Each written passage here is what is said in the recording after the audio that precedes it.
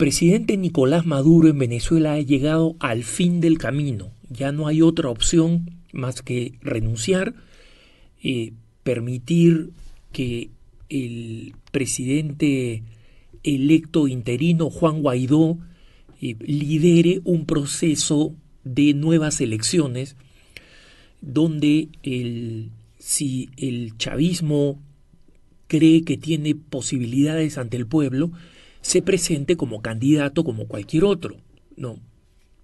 Y a este punto hemos llegado simplemente porque ya no hay situaciones ni hay circunstancias en las que se puede seguir adelante.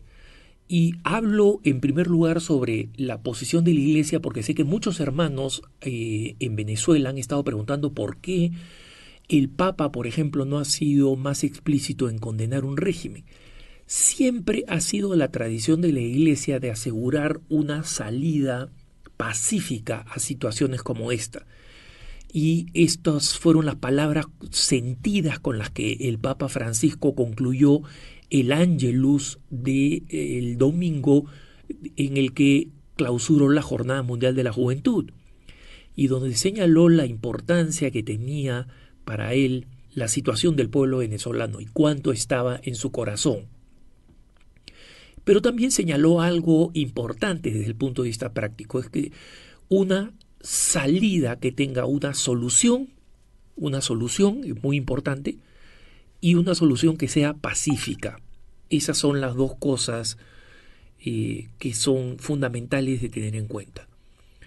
¿Y por qué? Porque muchas personas han querido que la Iglesia se sume de alguna manera a la oposición, y la Iglesia tiene hijos y fieles en todos lados y no puede tomar una posición de esa naturaleza. Y sin embargo ha tenido una posición fundamental. Hasta el último momento la Iglesia, especialmente la Iglesia local en Venezuela, ha alentado el cambio de disposición, y como saben ustedes, el mismo cardenal dimisionario, ex arzobispo de Caracas, ha pedido específicamente la renuncia de Maduro. ¿Por qué? Porque, como digo, Maduro ya ha llegado al final del camino.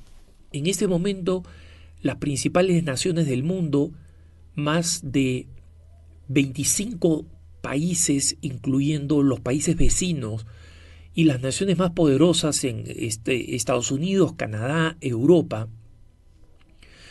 o han reconocido a Juan Guaidó como el nuevo presidente legítimo de Venezuela, o, como saben ustedes, han establecido una fecha límite para el domingo que viene como la última oportunidad para convocar elecciones antes de desconocer abiertamente el gobierno de Maduro, y eso es imposible. Es decir, el gobierno de Maduro, primero, no va a ceder por la terquedad y obcecación, y segundo, no hay manera de montar unas elecciones libres a nivel nacional en tan poco tiempo, sobre todo considerando el caos de los servicios públicos y de los funcionarios públicos en Venezuela. Por otro lado, la empresa estatal de petróleos, PDVSA, que es la que trae el 100% de los ingresos económicos a Venezuela, y que son fundamentales para la compra de alimentos y de medicinas, que como sabemos escasean dramáticamente, ha sido penalizada por el gobierno norteamericano, y el gobierno norteamericano ha dicho que la plata, el dinero que hay que pagarle a PDVSA por la compra del crudo venezolano que es refinado en el estado de Texas, en Estados Unidos, no va a ser pagado al actual gobierno de Maduro, sino que va a ser puesto en una cuenta corriente para el próximo gobierno legítimo de Venezuela. Con lo cual cierra el caño de las posibles fuentes de recursos que, como sabemos, ya son absolutamente insuficientes. Ahora van a ser aún peores. Y sabemos que si esta situación se prolonga, quienes van a sufrir más van a ser los pobladores de Venezuela, el poblador común y corriente. Entonces, este es el momento en el que hay que pedirle al señor Maduro que dé un paso al costado, especialmente aprovechando el hecho de quien está siendo reconocido como presidente por las principales naciones del mundo, Juan Guaidó, ha publicado una ley de amnistía. Es decir, como presidente electo, como presidente interino, ha propuesto una ley que tan pronto él asuma la presidencia después de que Maduro dé un paso al costado, va a beneficiar generosamente a muchos de los que actualmente están apoyando el poder, especialmente los militares. Maduro se ha encargado de que los militares, que son en el fondo la fuerza decisiva, porque los soldados salen a la calle a favor de una fuerza o de otra, y eso es lo que va a terminar determinando en qué dirección va Venezuela. Y por ahora los militares han mantenido un frente unido, con excepción de el enviado militar de Venezuela en los Estados Unidos, que probablemente, como saben ustedes, ha desconocido el gobierno de Maduro y ha reconocido el gobierno de Juan Guaidó como el legítimo en Venezuela. Entonces el agregado militar en Estados Unidos ya ha hecho la primera ruptura, digamos, dentro del frente militar.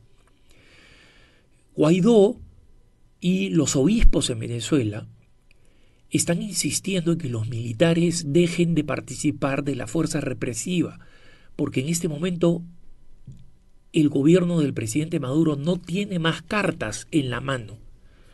No tiene las cartas de bienestar económico, de beneficios económicos, no tiene las cartas de una asamblea legislativa que en este momento es partidaria de la reforma y del cambio de presidencia, no tiene las cartas del apoyo popular, que se le ha volteado masivamente. Lo único que tiene es represión. ¿Y cuánto tiempo se puede reprimir a un pueblo? ¿Cuánto tiempo se puede mirar al escenario internacional, a la comunidad internacional, brutalizando a las personas que están en el país y que están reclamando, como fue la gran masiva manifestación del pasado 30 de enero, donde la población salió pacíficamente a manifestar y donde las fuerzas represivas, por más brutales que eran, no han tenido ninguna excusa para agredir a los marchantes, porque supuestamente la ley ampara a quienes marchan pacíficamente, y la gran mayoría de estas marchas han sido pacíficas porque son simplemente pobladores venezolanos que están hartos de la actual situación y quieren definitivamente un cambio dramático. Entonces, como se dice en los videojuegos, game over, se acabó el juego, se le acabó el partido al presidente Maduro y a sus secuaces. Este es el momento de asegurarse que Venezuela no estalla, y los hermanos venezolanos, especialmente nuestros hermanos católicos, conocen el pasado de Venezuela. Venezuela es una nación que se gloría, la única nación en América del Sur que se gloría en nunca haber disparado un solo tiro en contra de un país vecino. Es el único país que nunca ha tenido un conflicto con un país vecino de naturaleza armada. Tiene diferencias con Guyana, ha tenido algunas diferencias con Colombia en el pasado, pero nunca ha habido una confrontación armada como si han tenido todos nuestros otros países de América del Sur. Sin embargo, como saben ustedes, Venezuela tuvo una terrible guerra civil que demuestra qué cosa sucede cuando los extremos se polarizan en Venezuela. Ha sido una de las guerras más brutales en América Latina y una guerra que acabó tremendamente con las élites que existían en esa época Y eso demuestra que el pueblo de Venezuela puede ser tremendamente tolerante, pero llega a un punto en que estas decisiones y disposiciones estallan auténticamente. Y el gobierno de Maduro no puede cometer la irresponsabilidad de empujar al pueblo de Venezuela a la violencia, porque esa violencia simplemente ya tiene precedentes históricos y estos precedentes históricos son aterradores.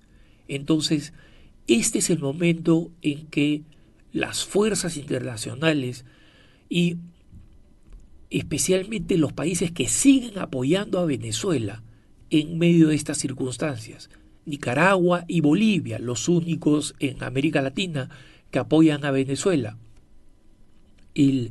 Rusia y China, que son socios económicos de la actual administración, tienen que ser conscientes que ya no hay salida y en consecuencia tienen que colaborar a que Maduro entienda por su propio bien, pero especialmente por el bien de Venezuela, un país que él dice amar.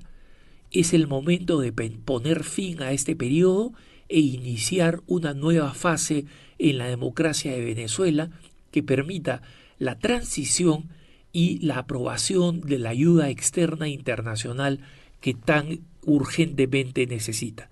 Que tengas un buen día.